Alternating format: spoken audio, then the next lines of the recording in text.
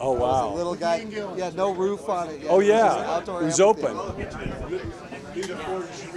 I'm going to see Bowie. He did like 8 nights on the Diamond Dog tour. Fucking Mick Ronson out there. Yeah. No lid on the place. lid. She said it changed her life. Oh yeah, I saw Tom Petty there with my uncle when I was about 9. Okay. It was awesome when it was just open. Wow. Yeah, amazing stuff. Well, tell us now how you got back with Mr. Phil, because I know there's been the ups, the downs, the ins and the outs over the years. Absolutely. So, tell us how that all came about. Well, rock and roll, there's smoke and mirrors, and there's real people behind all this. Yeah, you know what I mean. That's the thing, and then there's also, a lot of the reason why I didn't continue with LA Guns is it became the band that I didn't want to be in. You know what I mean? It became this kind of almost a joke opening act for these other things, and the intention of LA Guns was to be able to stand on its own 2 feet and be something that was unique. It's raw, dangerous, edgy. It doesn't fit necessarily into any one specific category. Yeah. I mean, we're just as bluesy as we are metal, as we are punk rock, you know what I mean? So I felt us slipping into almost a retirement mode in 2000. It was just like, hey, guys, I need a break from this. I'm going to go do Brides of Destruction with Nikki Sixx. I want to kick some ass. Killing Machine. Yeah, anything. I got fire, man. Recharge the batteries, man. Had to Hit the do reset it. button. And then so a bunch of shit went down, and a bunch of shit I found out about when I actually did try to have a hiatus from the band. And ultimately that came in between Phil and I, which it had nothing to do with Phil and I, any of the problems, had nothing to do with that. But, I was defending my camp, he was defending his camp, and so time goes by, and then 5 or 6 years ago we started talking again. But I think, 3 or 4 months ago, Phil reached out to me and said, hey, I know you're coming out to Vegas again, you want to do a show together, Hard Rock Cafe there was having a 20th year anniversary or 25th year anniversary. Okay. Do you want to do that? I said, yeah, actually the promoter asked me, and then she asked me if I wanted to do it with Phil, and I said, absolutely. Then we talked about it. We did it. It was jam-packed. I don't know how great we sounded, but the energy was there, you know what I mean? And the crowd was pumped, so... And really, I think at this point in the band's career, which we're basically almost we are at the 30-year mark. Yeah. It's like, it's nostalgia at this point, you know what I mean? We're making a new record for Frontiers, and it's going to come out in June. But I mean, expectations of having a hit song from a band that's 30 years old, you have to be realistic. So it's about focusing on what LA Guns fans really love about LA Guns, and what we as 2 individuals love about LA Guns, and trying to reconnect that and make it about us and our fans, not about going out opening for bands that we don't really associate in any realm with, just to throw down a 20-minute set and get paid, We want to take it out of that world, and stick to the original plan and do it for as long as we can, and give LA Guns fans in particular exactly what they want. Sure. You know what I mean? And hopefully we can deliver that, Absolutely. Well, we're looking forward to it. Now, I know Phil wasn't the original singer. What was it about Phil that you liked, that he fit the bill when it all came together? Well, let's see. During the time when Axl was in LA Guns, Izzy was living with me. Okay. And he had the Girl records, that was Phil's band, Girl. Okay. And I was really into Girl. And so, let me try to be as honest as I can.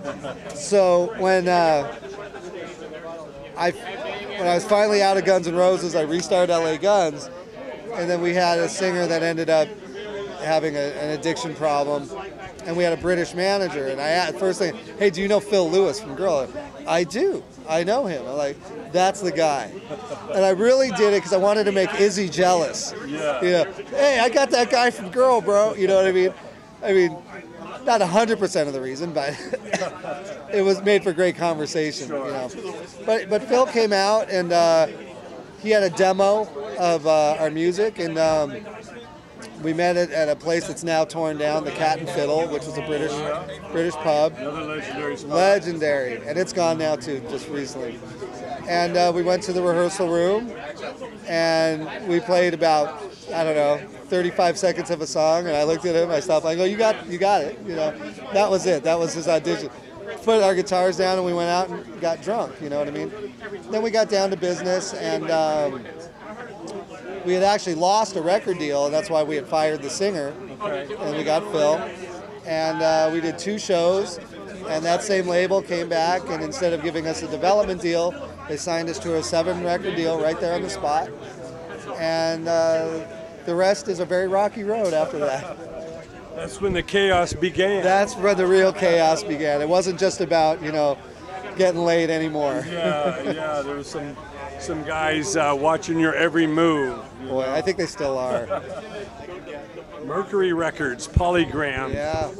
You look at the family tree of how like 200 labels morphed into 3. You know, it's like, Yeah, it's bizarre. you know, a mighty label like A&M Records down the street is like a little blurry logo on the back of a Universal, napkin or something now.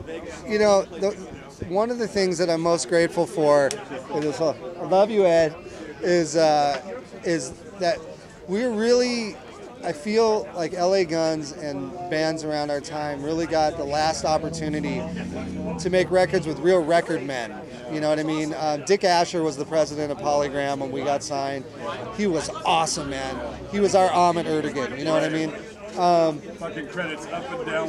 It was ridiculous. And you know, in those days, you'd show up to the studio and there was a fruit plate and bagels and everything every morning. Yeah. You know, that tape machine was warming up. There was a guy down there aligning the machine. There was a tech writing tape. Everything was going on. You know, we got to experience that for 4 records. And we always had our bagels. We always went over budget. We always made great records. You know what I mean? And I'm really grateful. Who's the greatest producer you ever learned from? Michael James Jackson. He did Hollywood Vampires. He was a thoughtful engineer producer. Very much from the Glenn Johns school of recording. You know, simple but big. Yeah. Making the band sound like they're playing together, regardless if they are or not. You know, like a lot of magic tricks. He spent a lot of time and a lot of money on Hollywood Vampires, and it's a completely different record for LA Guns, but it had equal impact as the 2 before it did, and that was the most educational, you know, experience I had, and I take that experience from then with him, and it is in every recording I've done since then, and I was 25, so that was half my life ago. You know, so it's important to learn something from the situation, you know, and not just come in and come out. I mean, all these guys had decades of credits, going into it. I mean, that's what's important. What other advice do you glean to the youngsters coming up? Because again, they act like it's a video game. You click there and click there, and you're in the end zone, and you get your platinum record. I mean, there's musicians and there's rock stars. You know, if you're a musician, play because you love it and because you mean it. You know, if something financially comes from that, then you're lucky anyways. If you want to just be a rock star by playing guitar, good luck with that. If your parents have a few $1,000,000 laying around, you can become an overnight sensation on Instagram. So the options are there. To start a new blues-based heavy metal band and expect to be playing arenas anytime soon is probably not in your best interest to think that way these days. Could all change. But right now, Anything's possible, yeah, but it's tough. you got to have some odds in your favor. Yeah, you do. But you also need to be as unique as possible. That's Everybody always the following key. everybody else. Somebody got to stand out.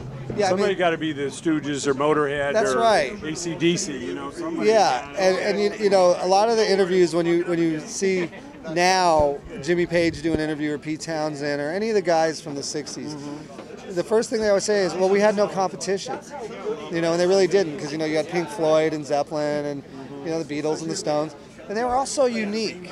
You know what I mean? They all fit together, but they were all very unique. Yeah. And so now that when you fast forward to now, if you had 10 rock and roll bands that were organic, you know, in different parts of the world that cared, they would have literally no competition, but they would need to capture the media's attention somehow. And that's always been the key. Even then, it was how do you capture the media's attention, you know, and you had Ed Sullivan and you know, and you had television back then that would bring this stuff, and you had instant radio, you know what I mean? Elvis just cut a single, drive it over to the radio station. Okay, listeners, is this a hit or not? It's a hit. It's a different time. Definitely a different Smaller time. population. No question. I know it's a tough one. I don't know if anyone's asked you, but if you found out the world's in and you're going to a desert island, what 5 records would you bring with you? Physical Graffiti and Zeppelin 2.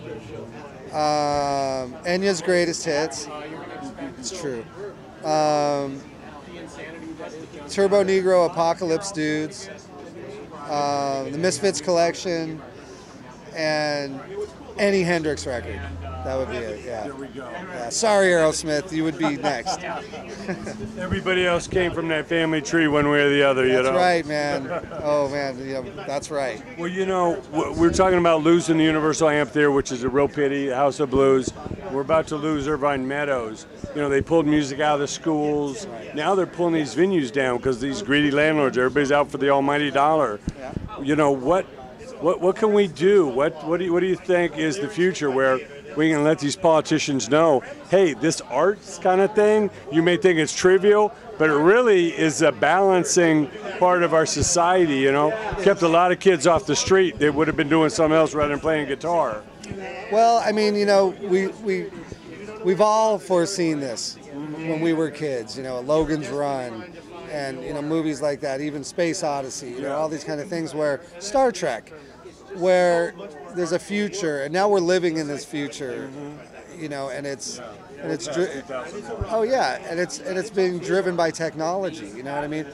So I feel like young people are still using that creative part of the brain, but it's a more digital world. It's a less hands-on creation and more of a mouse creation. It's more of a thing like that, and you know, to be frustrated by that shows our age, but to embrace that, you know, is an important thing, because you know I have an 8-year-old son. He's almost 8, and you know he plays a little guitar and stuff like that, but he's good with beats. He's good with these things. And does it piss me off? Of course it pisses me off. But as we become our parents and our grandparents, we have to remember what they didn't like about what we were doing. Yeah.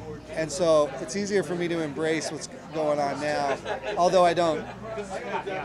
It's not on my playlist. Yeah, of course. You know, but to each their own. To each their own. But I think, you know, when you talk about music education, that's a fail.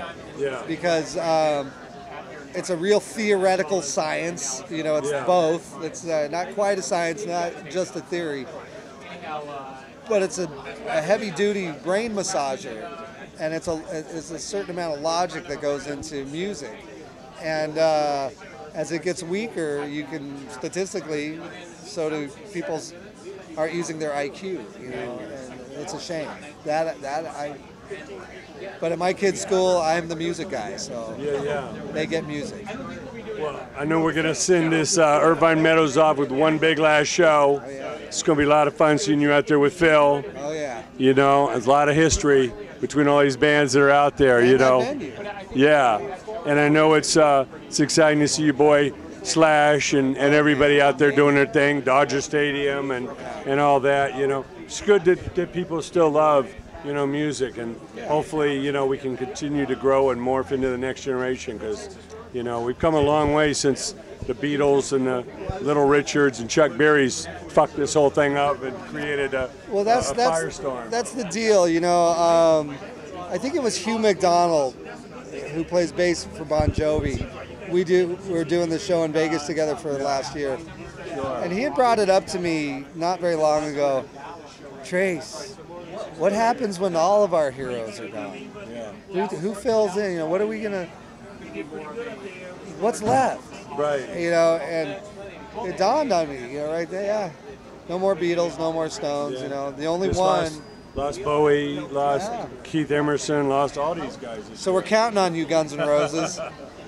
You gotta keep it. You gotta keep it. They gotta keep it. They gotta keep doing it. We always love talking to you, man. Seeing the history and the evolution, man. Please keep it going. We're depending on you, Tracii. There's nothing else I can do. Don't worry. No. It's great to see you, man. We'll see you at Irvine. Okay, bro. Thanks, man.